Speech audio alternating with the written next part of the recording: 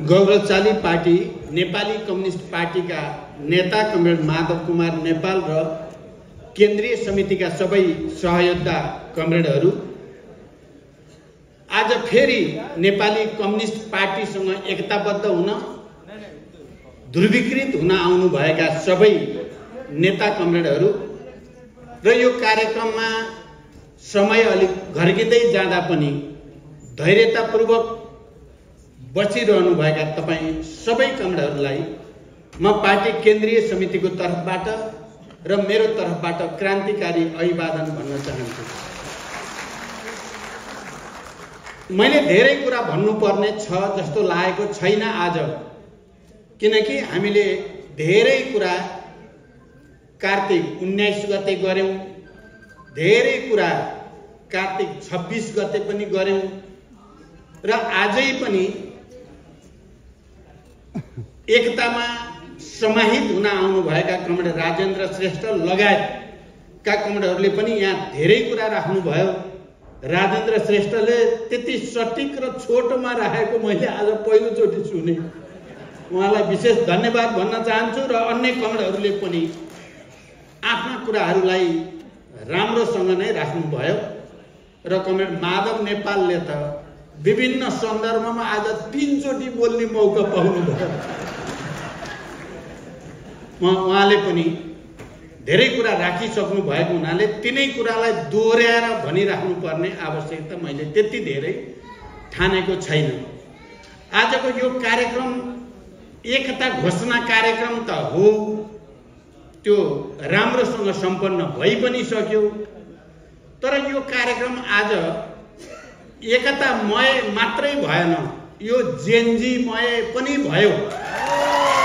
त्यसैले आजको कार्यक्रमलाई जेनजीमय बनाउन मुख्य भूमिका खेल्ने अब त हाम्रो पार्टी केन्द्रका सहयोद्धा कमरेड मुस्कान खातुन विशेष बधाई भन्न चाहन्छु, धन्यवाद भन्न चाहन्छु र सबै जेनजी युवा युवतीहरू जो आज फेरि एकचोटि यो मञ्चमा उपस्थित भएर अबको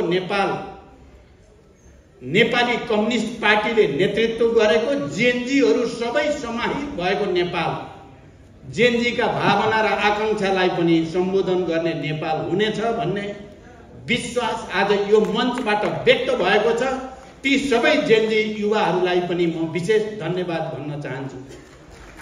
मैले पार्टीको तर्फबाट पहिले नै भनेको थिएँ, नेपालमा जेनजीका मुद्दाहरू, भावनाहरू, स्पिरिटलाई साँचो अर्थमा बुझ्ने, सम्बोधन गर्ने उहाँहरूको असली अभिभावक नेपाली कम्युनिस्ट पार्टी नै हो। यसमा अब कुनै दुविधा रहेन। तपाईँ हेर्नुभयो भने अघि माधवजीले भने जस्तै जहाँ जहाँ उहाँ पुग्नु भएको छ, अहिले नेपाली कम्युनिस्ट पार्टी बनिसकेपछि उहाँ पुगेको ठाउँमा कार्यकर्ता र जनताको उत्साह, उमङ्ग अर्कै देखिएको छ। जहाँ जहाँ म पुगेको छु त्यो ठाउँमा पनि पहिलाको भन्दा गुणात्मक ढङ्गले भिन्न उपस्थिति र भिन्न उत्साह देखिएको छ। तपाईहरुले सायद सोशल मिडियाबाट हेर्नुभयो होला, हिजो मात्रै धादिङको एउटा प्रशासकीय भवन हाम्रो राजेन्द्र पाण्डेजी र मैले बोलेका थियौं। त्यहाँ जनताको उत्साह र उमङ्ग र उपस्थिति हेर्ने हो भने अभूतपूर्व थियो।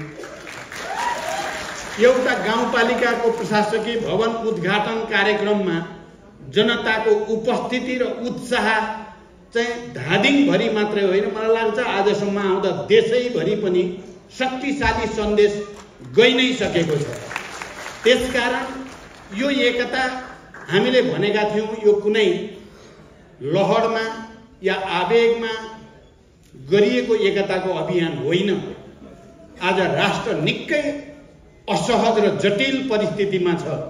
यो राष्ट्रको स्वाधीनताको रक्षा र सुदृढ गर्ने कुरा, नेपाली जनताको आत्मनिर्णयको अधिकार, आत्मसम्मान र स्वाभिमानको रक्षा गर्ने कुरा निकै नै चुनौतीपूर्ण अवस्थामा छ। हामीले धेरै सोच विचार गरेर यो जसरी नेपाल वैदेशिक चलखेलको आखडा हुने हो कि विदेशीहरूले नेपालको स्वतन्त्रतामाथि धावा बोलेर नेपाली जनताले इतिहासदेखि आजसम्म गरेका वीरता र बलिदानका कीर्तिमानहरू कायम गरेर यसको स्वतन्त्रताको रक्षा, स्वाभिमानको रक्षा गर्दै आएकोमा हाम्रो पुस्तामा आइपुग्दा त्यो स्वतन्त्रता र स्वाभिमान माथि नै कलङ्क लाग्ने हो कि भने जस्तो अवस्थालाई के गरी प्रतिवाद गर्ने भन्दा त्यो प्रतिवाद गर्ने तागत भनेको वामपन्थी र कम्युनिस्टहरूको एकताको तागत नै मुख्य कुरा हो भन्ने सोचेर नै यो अभियान सुरु गरिएको हो। म कमरेडहरूलाई फेरि जोड दिएर भन्न चाहन्छु, यो कुनै कार्यनैतिक कुरा होइन, यो कुनै निर्वाचन आउँदैछ चुनाव जित्नको लागि होइन, यो राष्ट्रको स्वाधीनताको रक्षा, राष्ट्रको जनताको सार्वभौम सत्ताको रक्षा गर्ने उद्देश्यका साथ एउटा बलियो तागत पैदा गर्ने संकल्पका साथ गरिएको अभियान हो। 19 गतेदेखि आज मङ्सिर 11 गतेसम्म आउँदा यहाँ यही राष्ट्रिय सभागृह र त्यहाँ भ्रिकुटी मण्डपमा त हामीले कार्यक्रम गऱ्यौँ, सबैले देखे। तर माधवजी बसेको ठाउँमा हुने गरेका कार्यक्रम, म बसेको ठाउँमा प्रवेश थुप्रै एमालेका पोटेन्सियल नेता कार्यकर्ताहरू जसरी प्रवेश गर्नुभएको छ त्यसले के देखाउँछ भने यो अब सम्पूर्ण सच्चा वामपन्थी कम्युनिस्टहरूको, देशका सच्चा देशभक्तहरूको अभियान बनिसकेको छ।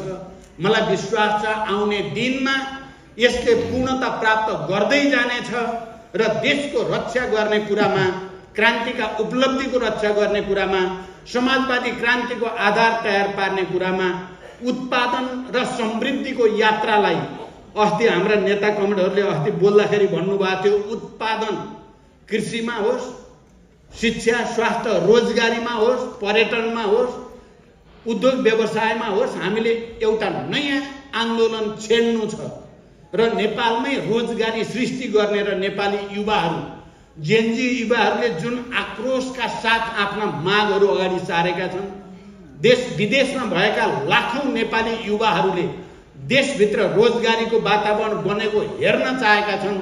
ती युवाहरूको र आम नेपाली जनताको विकासको चाहनालाई, सुशासनको चाहनालाई सम्बोधन गर्ने दृढ संकल्पका साथ हामी यो एकताको आन्दोलनमा सहभागी भएको हो। यो एकता आन्दोलन हो कमरेडहरू। यो एकता एउटा यस्तो शक्तिशाली अभियान हुनेवाला छ जसले देशलाई र जनताको भावनालाई सम्बोधन गर्नेछ। भ्रष्टाचारीहरूलाई साँच्चै नै हामीले सुरु गरेका थियौं, पक्कै पनि हामीले पछिल्लो पटक सरकारको नेतृत्व गर्दा भ्रष्टाचारमाथि आक्रमणको एउटा नयाँ अभियान छेडेकै हो। म त्यसलाई धेरै भन्नु पर्दैन। जबरजस्ती हामीलाई सरकारबाट हटाउनुको अरू कुनै कारण थिएन। हामीले भ्रष्टाचारका विरुद्ध चालेको अभियान, हामीले सामाजिक न्यायका पक्षमा चालेको अभियान, हामीले आर्थिक समृद्धि र अन्तर्राष्ट्रिय सम्बन्ध सुदृढ गर्न चालेको अभियानबाट अत्तालिएका दलालहरू, बिचौलियाहरू, भ्रष्टहरू नै थिए जसले नेपाली कांग्रेस र एमालेका नेताहरूलाई खरिद गरे। त्यति बेला खरिदेर हामीलाई हटाइएको हो। त्यसकारण हामीले त्यति बेलै संकल्प गरेका थियौं, हामी फेरि नेपाली जनताको बीचमा जानेछौँ। हाम्रा केही कमी कमजोरी छन् भने हामी त्यसको समीक्षा गर्नेछौँ, आत्मालोचना गर्नेछौँ, जनतासँग गएर फेरि माफी माग्नेछौँ र जनताको तागत लिएर तिमी भ्रष्टहरूलाई कारबाही गर्न फेरि हामी आइपुग्नेछौँ भनेर भनिएको थियो। र मलाई लाग्छ यो महान एकता अभियान त्यही अभिव्यक्तिलाई व्यावहारिक रूपमा रूपान्तरण गर्ने एउटा प्रक्रिया हो। त्यसकारण कमरेडहरू, मैले अब धेरै अहिले भन्दिनँ। हामी भोलिदेखि देशभरि एकता सन्देश सभा भन्दै निर्वाचनको वातावरण बनाउने उद्देश्य पनि छ हाम्रो। हामी एकताको महत्त्व के हो, यो एकताले नेपाली जनताको जीवनमा के परिवर्तन ल्याउने वाला छ, 1 2 3 4 हामी भन्दैछौँ भोलिबाट। र हामी युवाहरूलाई, नेपाली कम्युनिस्ट पार्टीले युवाहरूको आवाजलाई कसरी मुखरित गर्नेछ भन्ने कुरा पनि भन्नेछौँ। यहाँ जसरी जेनजी युवाहरू पटक पटक मधेसदेखि पहाडसम्म प्रस्तुत हुनुभएको छ, हामी देशैभरि 7 प्रदेशमा त्यसरी नै युवाहरूलाई सम्बोधन गर्नेछौँ, युवाहरूलाई समाहित गर्नेछौँ र मलाई लाग्छ त्यो अभियान अन्तसम्म पुग्दा त्यो सन्देश सभा